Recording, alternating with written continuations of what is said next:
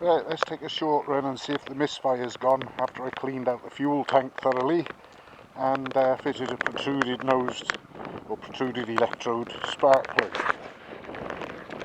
I know that there's still traces of very fine rust in the tank, and I'm probably going to have to fit an inline filter, although it's so fine it'll probably even get past that, to be honest. It gets past the filter on the fuel tap and past the gauze filter in the top of the carburettor, so chances are it's still going to go in there. So let's see what happens.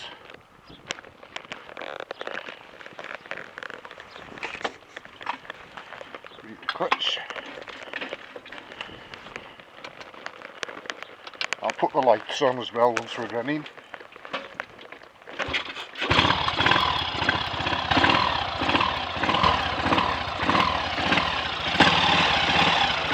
Right, that's my lights. See that?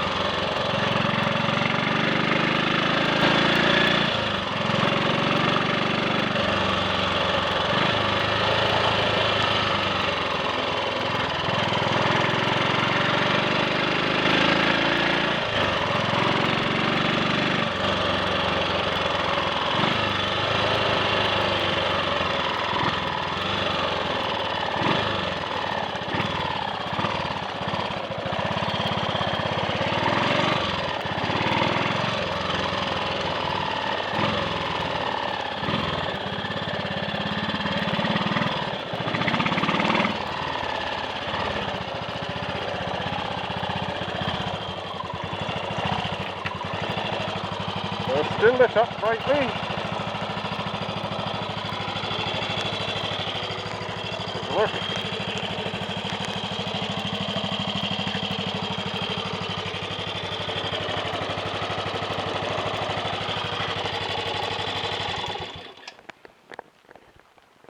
There we are. That didn't miss a beat.